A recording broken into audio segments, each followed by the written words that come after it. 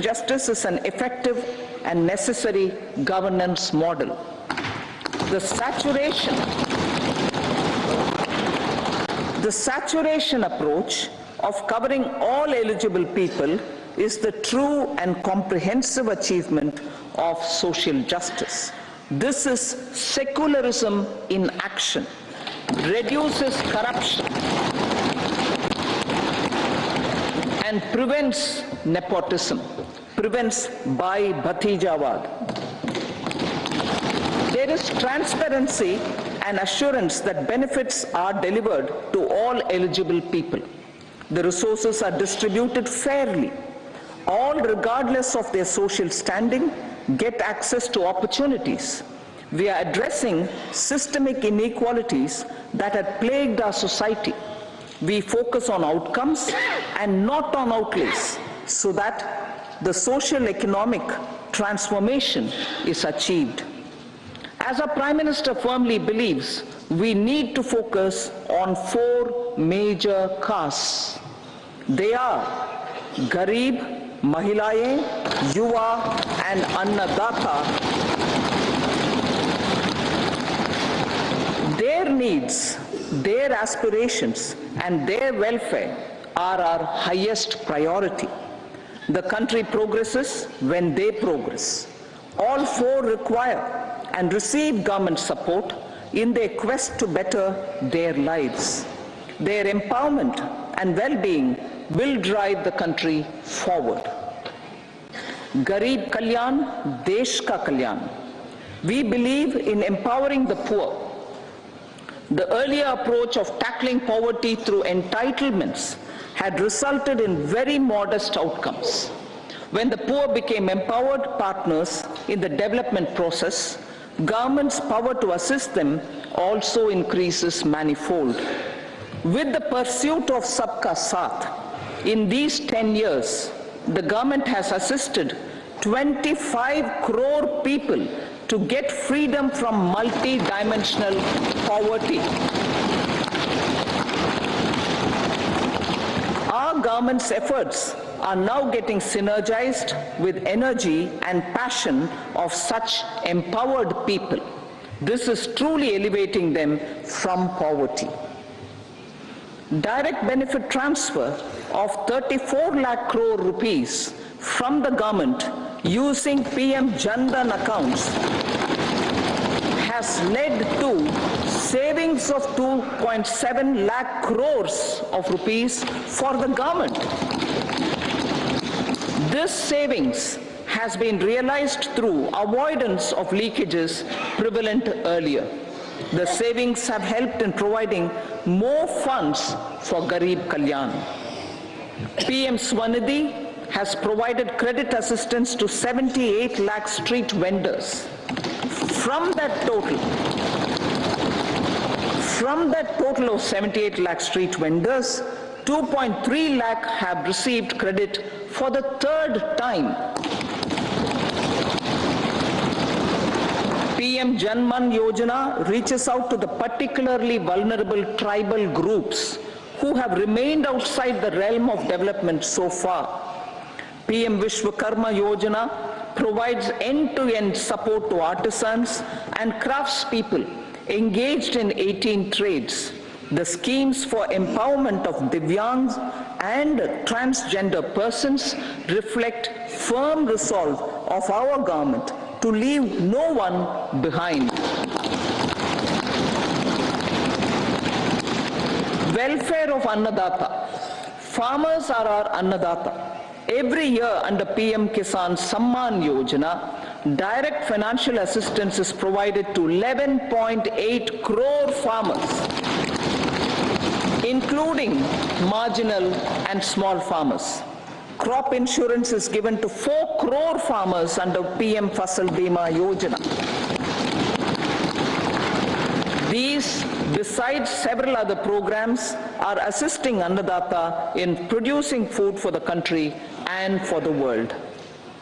Electronic National Agricultural Market has integrated 1,361 mandis and is providing services to 1.8 crore farmers with trading volume of 3 lakh crores of rupees. The sector is poised for inclusive, balanced, higher growth and productivity. These are facilitated from farmer-centric policies, income support, coverage of risks through price and insurance support, promotion of technologies and innovations through startups.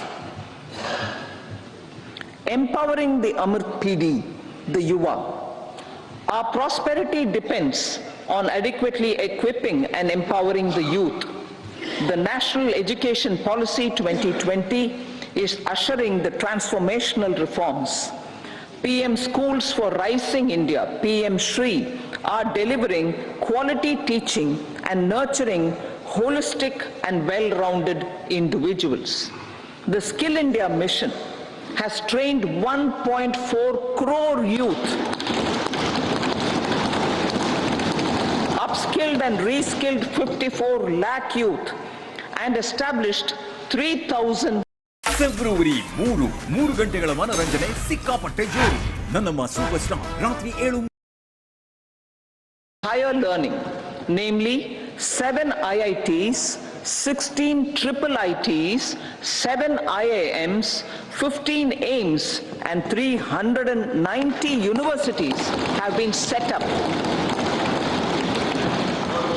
PM Mudra Yojana has sanctioned 43 crore loans aggregating to 22.5 lakh crores of rupees for entrepreneurial aspirations of our youth. Besides that, Fund of Funds, Startup India and Startup Credit Guarantee schemes are assisting our youth. They are also becoming Rozgar Data.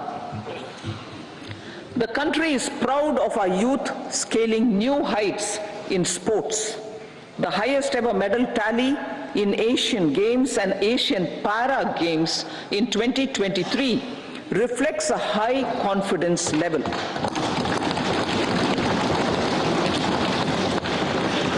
Chess prodigy and our #1 ranked player Pragnananda put up a stiff fight against the reigning world champion Magnus Carlsen in 2023. Today, India has over 80 chess grandmasters compared to little over 20 in 2010. Momentum for Nari Shakti. The empowerment of women through entrepreneurship, ease of living, and dignity for them has gained momentum in these 10 years. 30 crore Mudra Yojana loans have been given to women entrepreneurs. Female enrollment in higher education has gone up by 28% in 10 years. In STEM courses, girls and women constitute 43% of enrollment, one of the highest in the world. All these measures are getting reflected in the increasing participation of women in workforce. Making triple talaq illegal, reservation of 1/3 seats for women in the Lok Sabha and state assemblies, and giving over 70% houses under PM Awas Yojana in rural areas to women,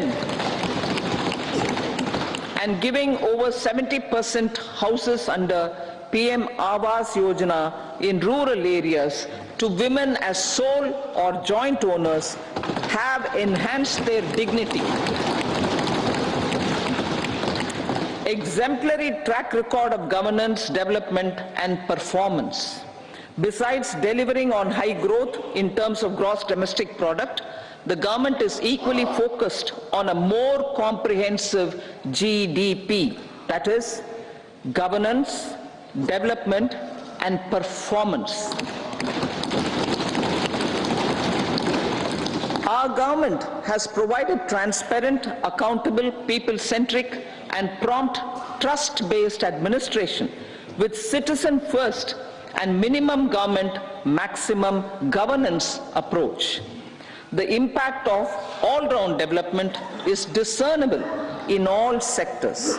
There is macroeconomic stability, including in the external sector. Investments are robust. The economy is doing well. People are living better and earning better, with even greater aspirations for future. Average real income of the people has increased by 50%. Inflation is moderate. People are getting empowered, equipped, and enabled to pursue their aspirations. There is effective and timely delivery of programs and of large projects. Economic management. The multi-pronged economic management over the past 10 years has complemented people-centric, inclusive development. Following are some of the major elements. 1. All forms of infrastructure, physical, digital, or social, are being built in record time.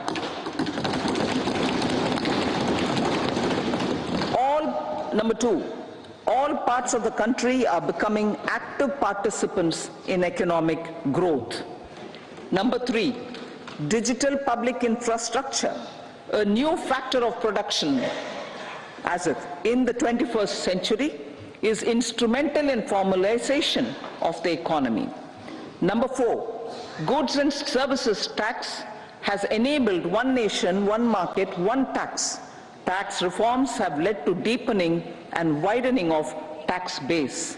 Number 5, strengthening of the financial sector has helped in making savings, credit, and investments more efficient. Number 6, GIFT, IFSC, and the Unified Regulatory Authority, IFSCA, are creating a robust gateway for global capital and financial services for the economy.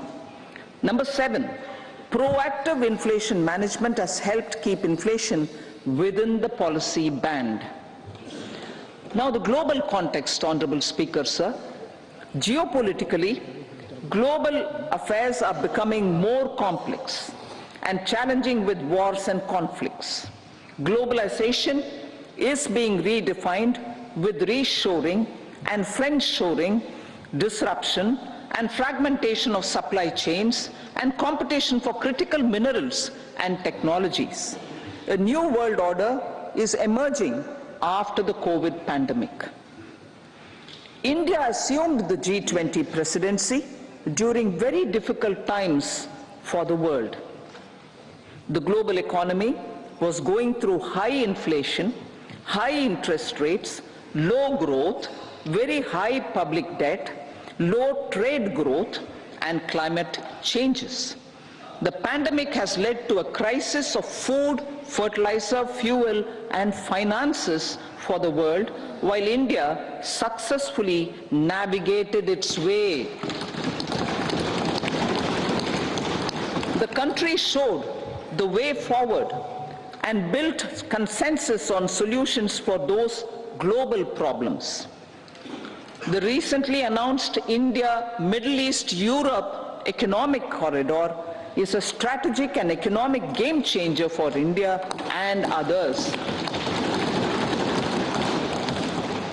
In the words of Honorable Prime Minister, the corridor, and I quote, will become the basis of world trade for hundreds of years to come, and history will remember that this corridor was initiated on Indian soil, unquote. Vision for Vikasit Bharat. Our vision for Vikasit Bharat is that of prosperous Bharat in harmony with nature, with modern infrastructure, and providing opportunities for all citizens and all regions to reach their potential. With confidence arising from strong and exemplary track record of performance and progress, earning Sabka Vishwas, the next 5 years will be years of unprecedented development and golden moments to realize the dream of developed India by 2047. The trinity of demography, democracy, and diversity backed by Sabka Prayas has the potential to fulfill aspirations of every Indian. As Honorable Prime Minister in his Independence Day address to the nation mentioned, I quote, "There is no dearth of opportunities, as many opportunities as we want. The country is capable of creating more opportunities. Sky is the limit," unquote. Strategy for Amrit Kal. Our government will adopt economic policies that foster and sustain growth, facilitate inclusive and sustainable development, improve productivity, create opportunities for all, help them enhance their capabilities, and contribute to generation of resources to power investments and fulfill aspirations. Guided by the principle, reform, perform, and transform, the government will take up next generation reforms and build consensus with the states and stakeholders for effective implementation. It is an important policy priority for our government to ensure timely and adequate finances, relevant technologies, and appropriate training for the micro, small, and medium enterprises, MSMEs, to grow and also compete globally. Orienting the regulatory environment to facilitate their growth will be an important element of this policy mix.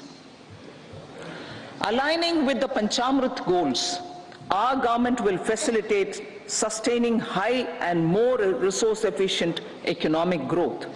This will work towards energy security in terms of availability, accessibility, and affordability. For meeting the investment needs, our government will prepare the financial sector in terms of size, capacity, skills, and regulatory framework. Aspirational Districts Program. Our government stands ready to assist the states in faster development of aspirational districts and blocks, including generation of ample economic opportunities. Development of the East. Our government will pay utmost attention to make the eastern region and its people a powerful driver of India's growth. PM Awas Yojana Gramin. Despite the challenges due to COVID, implementation of PM Awas Yojana Gramin continued, and we are close to achieving the target of 3 crore houses.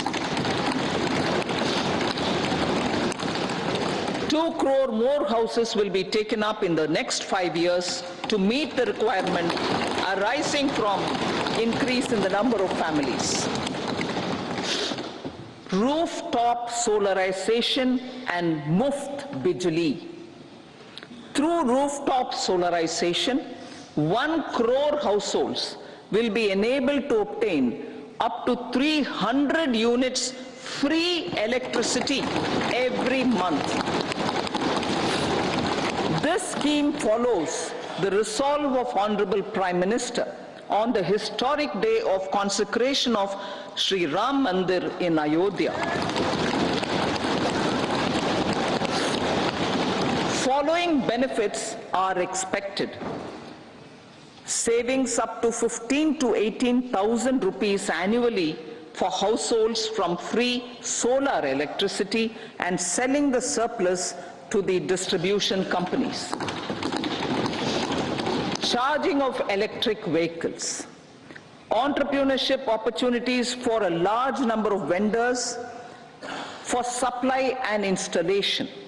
Employment opportunities for the youth with technical skills in manufacturing, installation, and maintenance. Housing for middle class. Our government will launch a scheme to help deserving sections of the middle class, and I quote from Honorable Prime Minister's words, living in rented houses or slums or chawls and unauthorized colonies, unquote, to buy or build their own houses. Medical colleges. Several youth are ambitious to get qualified as doctors. They aim to serve our people through improved healthcare services. Our government plans to set up more medical colleges by utilizing the existing hospital infrastructure under various departments. Our government will encourage vaccination for girls in the age group of 9 to 14 years for prevention of cervical cancer. Maternal and child health care. Various schemes for maternal and child care will be brought under one comprehensive program for synergy in implementation. Upgradation of Anganwadi centers under Saksham Anganwadi and Poshan 2.0 will be expedited for improved nutrition delivery, early childhood care and development. The newly designed U-Win platform for managing immunization and intensified efforts of Mission Indradhanush will be rolled out expeditiously throughout the country. Ayushman Bharat. Healthcare cover under Ayushman Bharat scheme will be extended to all ASHA workers, to all Anganwadi workers and helpers. Agriculture and food processing. The efforts of value addition in agriculture sector and boosting farmers' incomes will be stepped up. Pradhan Mantri Kisan Sampada Yojana has benefited 38 lakh farmers and generated 10 lakh employment. Pradhan Mantri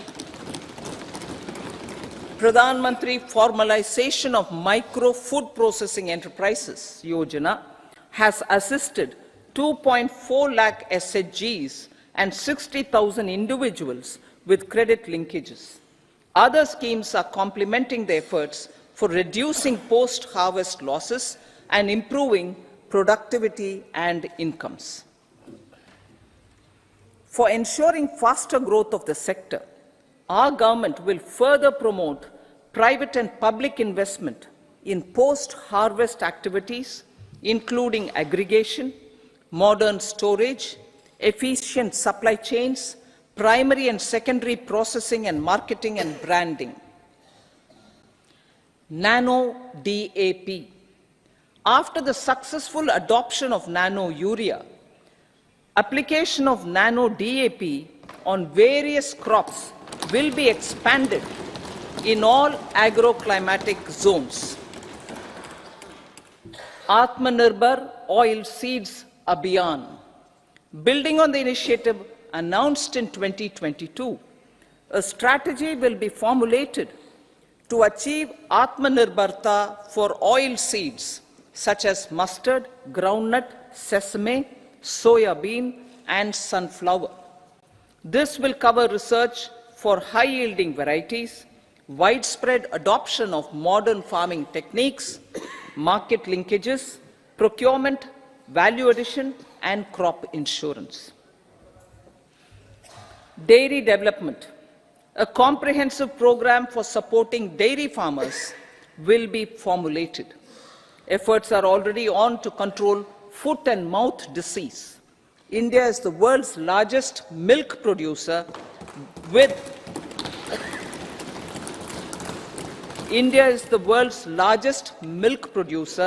but with low productivity of milch animals.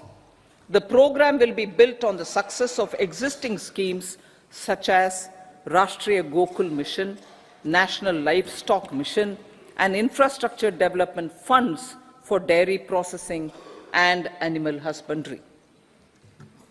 Matsya Sampada. It was a government which set up a separate department for fisheries, realizing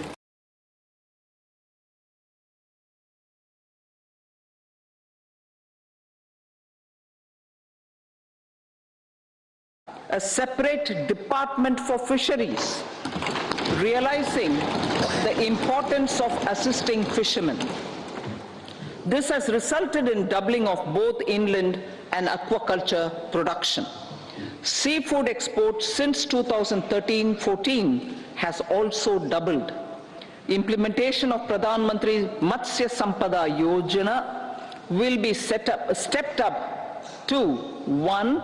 Enhance aquaculture productivity from existing 3 to 5 tons per hectare.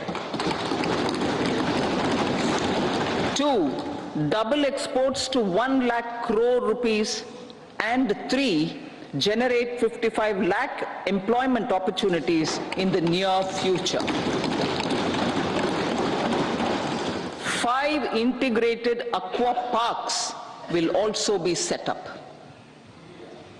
Lakpati Didi.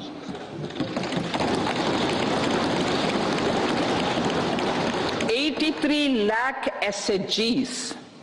83 lakh SHGs with 9 crore women are transforming rural socio-economic landscape with empowerment and self-reliance. Honorable Speaker said, their success has assisted nearly 1 crore women to become Lakpati Didi already. They are an inspiration to others. Their achievements will be recognized through honoring them. Buoyed by the success, it has been decided to enhance the target for Lakpati Didi from 2 crores to 3 crores.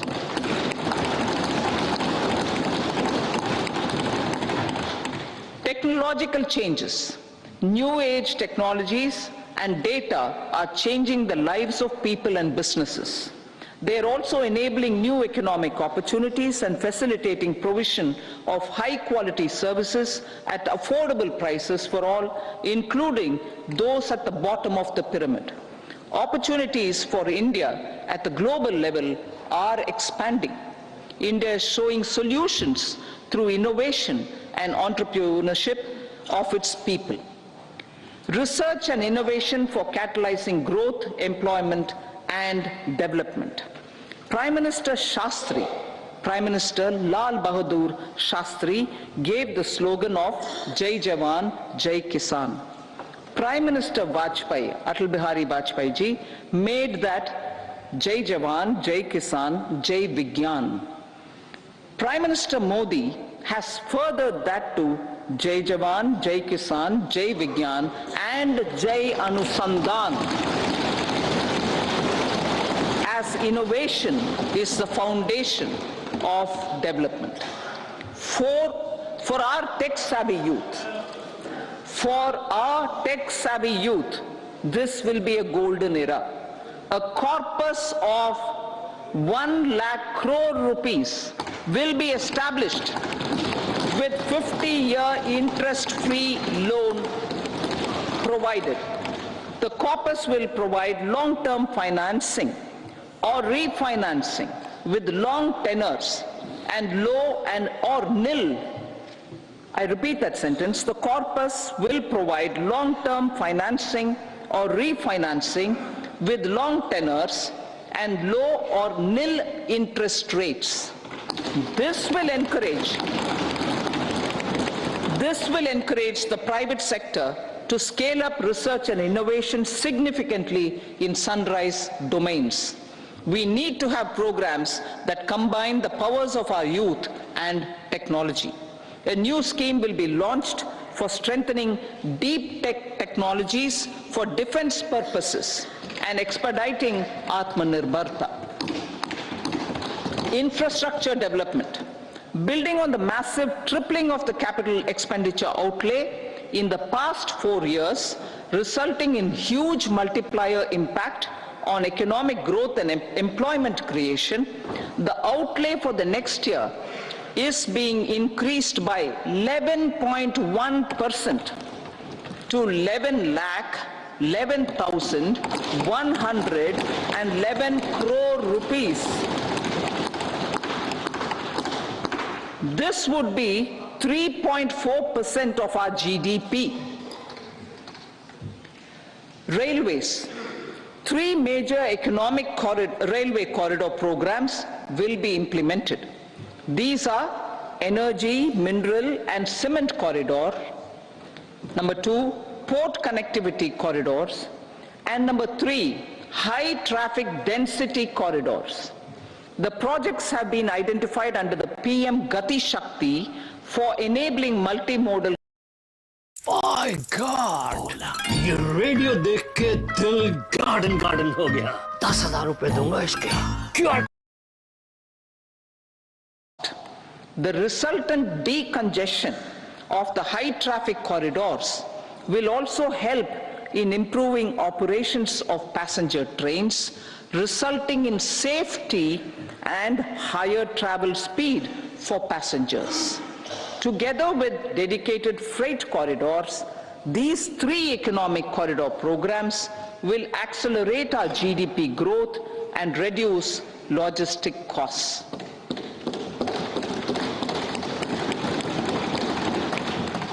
$40,000 normal rail bogies will be converted to Vande Bharat standards to enhance safety, convenience and comfort of passengers. Aviation sector. The aviation sector has been galvanized in the past 10 years.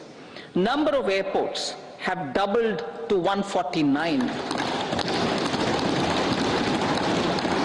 Rollout of air connectivity to Tier 2 and Tier 3 cities under UDAN scheme has been widespread. 517 new routes are carrying 1.3 crore passengers. Indian carriers have proactively placed orders for over 1,000 new aircrafts. Expansion of existing airports and development of new airports will continue expeditiously. Metro and Namo Bharat. We have a fast expanding middle class and rapid urbanization is taking place. Metro rail and Namo Bharat can be the catalyst for the required urban transformation. Expansion of these systems will be supported in large cities focusing on transit-oriented development. Green energy. Towards meeting our commitment for net zero by 2070, the following measures will be taken. Viability gap funding will be provided for harnessing offshore wind energy, potential for initial capacity of 1 gigawatt. Coal gasification and liquefaction capacity of 100 metric tons will be set up by 2030. This will also help in reducing imports of natural gas, methanol and ammonia. Phased mandatory blending of compressed biogas in compressed natural gas for transport and piped natural gas for domestic purposes will be mandated. Financial assistance will be provided for procurement of biomass aggregation machinery to support collection. Electric vehicle ecosystem. Our government will expand this and strengthen the e-vehicle ecosystem by supporting manufacturing and charging infrastructure. Greater adoption of e-buses for public transport networks will be encouraged through payment security mechanism. Biomanufacturing and biofoundry. For promoting green growth, a new scheme of biomanufacturing and biofoundry will be launched. This will provide environment-friendly alternatives such as biodegradable polymers, bioplastics, biopharmaceuticals, and bioagri inputs. This scheme will also help in transforming today's consumptive manufacturing paradigm to the one based on regenerative principles. Blue Economy 2.0. For promoting climate resilient activities for Blue Economy 2.0, a scheme for restoration and adaptation measures and coastal aquaculture and mariculture with integrated and multi-sectoral approach will be launched. Comprehensive development of tourist centers. The success of organizing G20 meetings in 60 places presented diversity of India to global audience.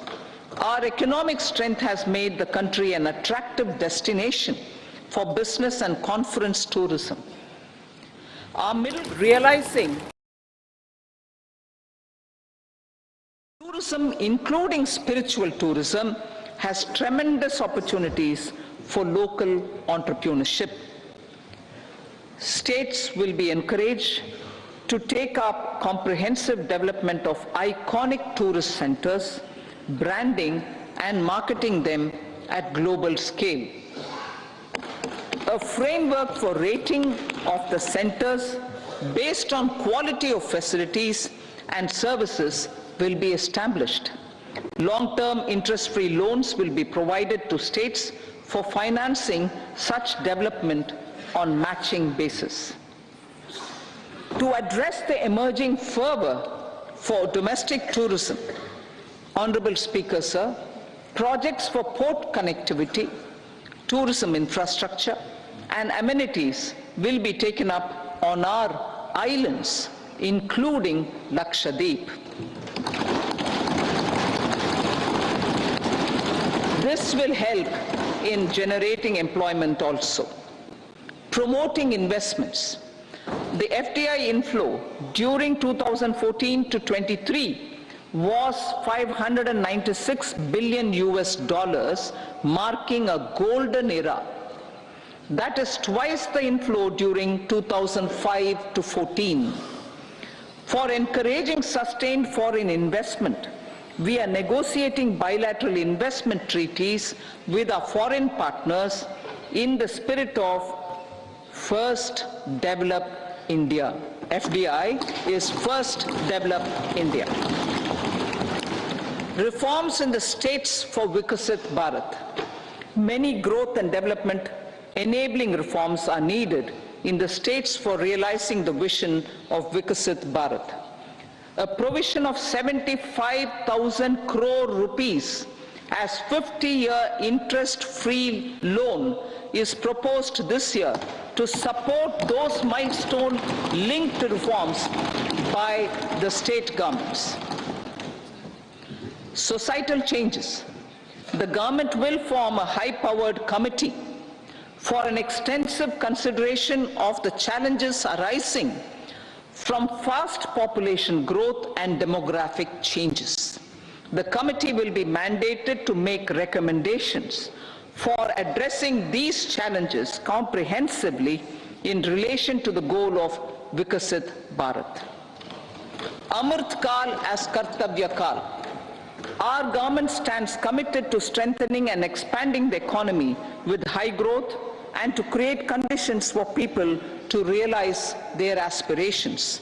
Honorable Prime Minister in his Independence Day address to the nation in the 75th year of our Republic said, and I quote, "We commit ourselves to national development with new inspirations, new consciousness, new resolutions as the country opens up immense possibilities and opportunities. It is our Kartavya Kal." Unquote. Every challenge of the pre-2014 era was overcome through our economic management and our governance. These have placed the country on a resolute path of sustained high growth. This has been possible through right policies, true intentions, and appropriate decisions. In the full budget in July, Honorable Speaker, our government will present a detailed roadmap for our pursuit of Vikasit Bharat.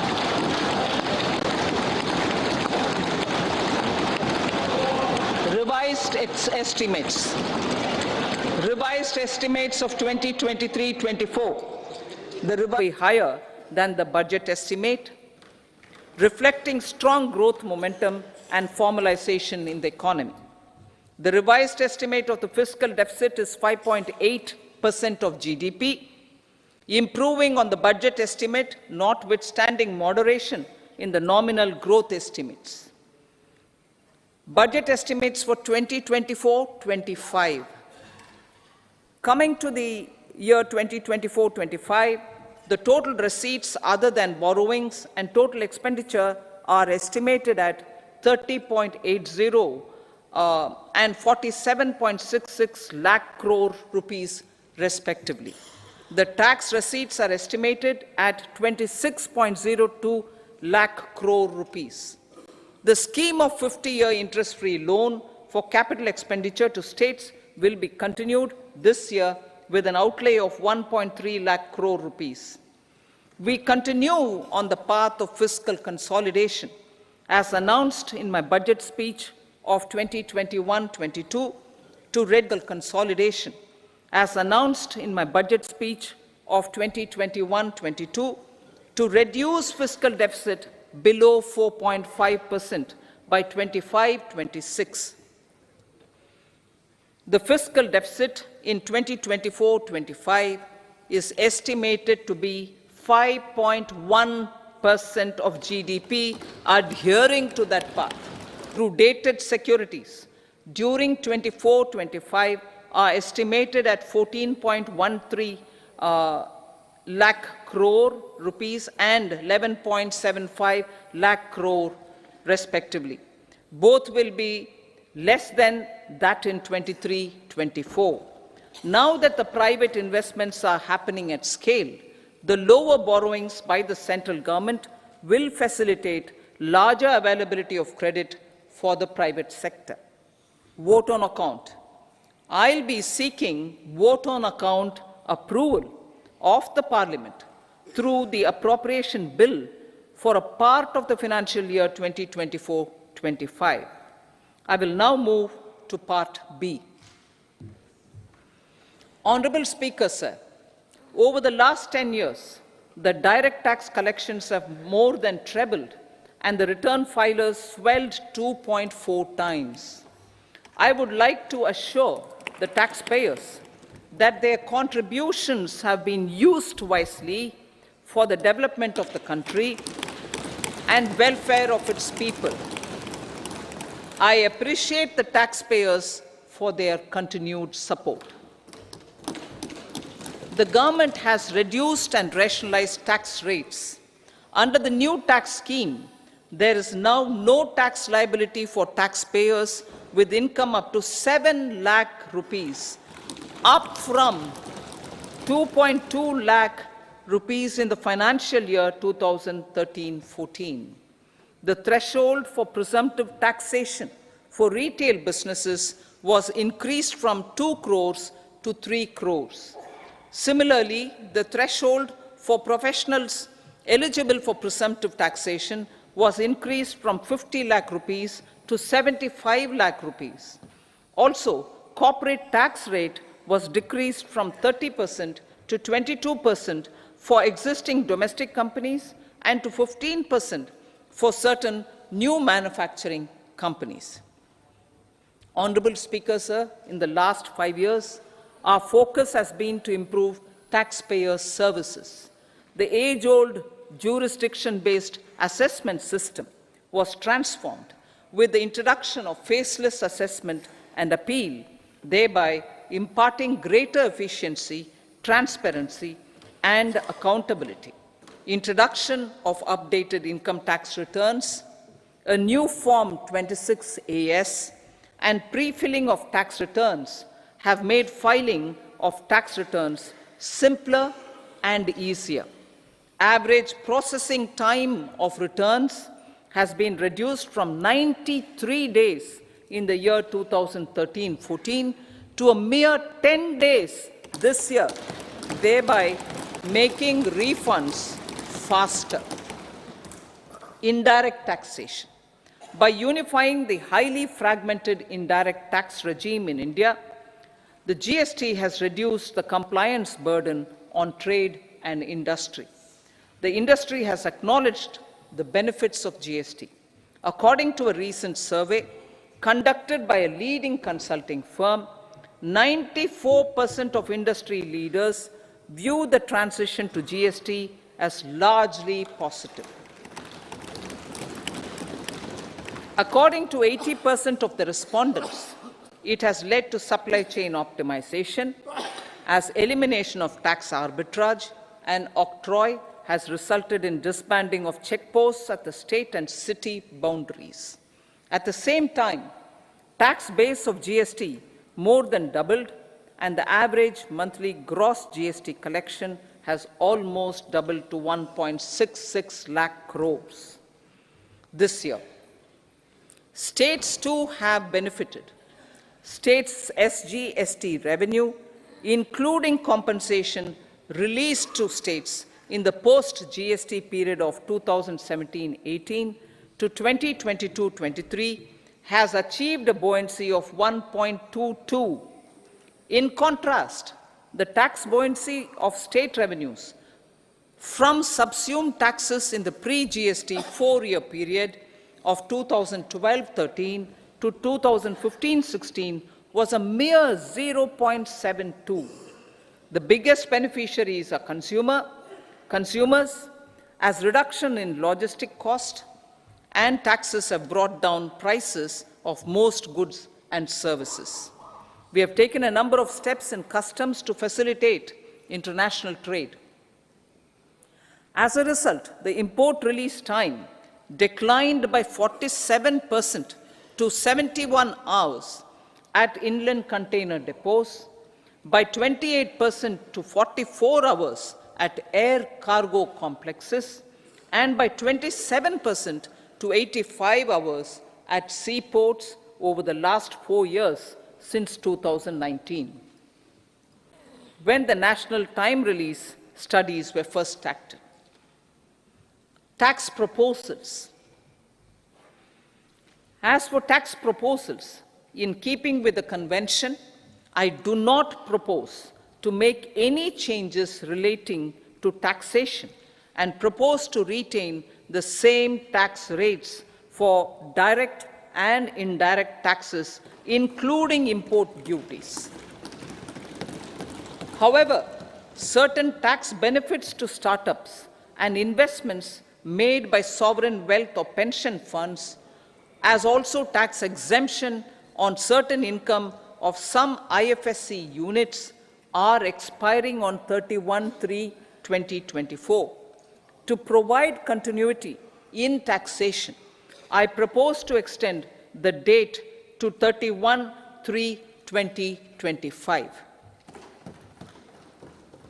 Moreover, in line with the government's vision to improve ease of living and ease of doing business, I wish to make an announcement to improve taxpayers' services.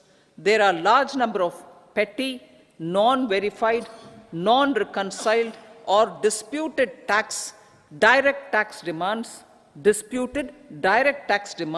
many of them dating as far back as 1962, which continue to remain on the books, causing anxiety to honest taxpayers and hindering refunds of subsequent years.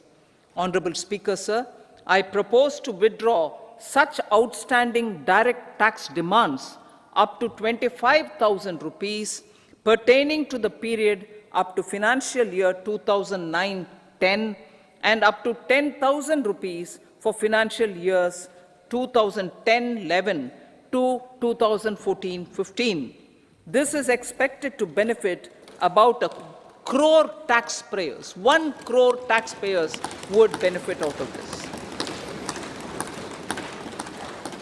Economy then and now. In 2014, when our government assumed the reins, the responsibility to mend the economy step by step and to put the governance systems in order was enormous. The need of the hour was to give hope to the people, to attract investments and to build support for the much-needed reforms. The government did that successfully, following a strong belief of nation first. The crisis of those years has been overcome, and the economy has been put firmly on a high, sustainable growth path with all-round development. It is now appropriate to look at where we were then. I repeat, it is now appropriate to look at where we were then till 2014 and where we are now, only for the purpose of drawing lessons from the mismanagement of those years. The government will lay a white paper on table of the House.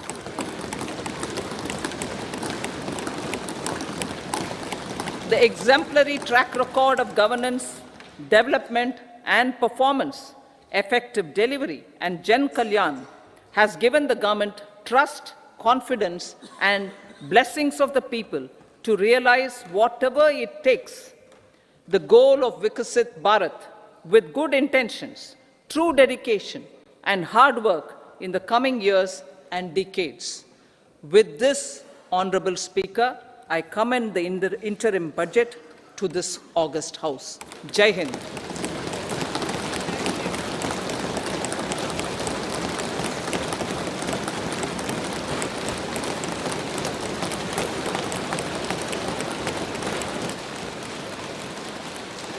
Item number 2 Shrimati Nirmala Sitharaman ji.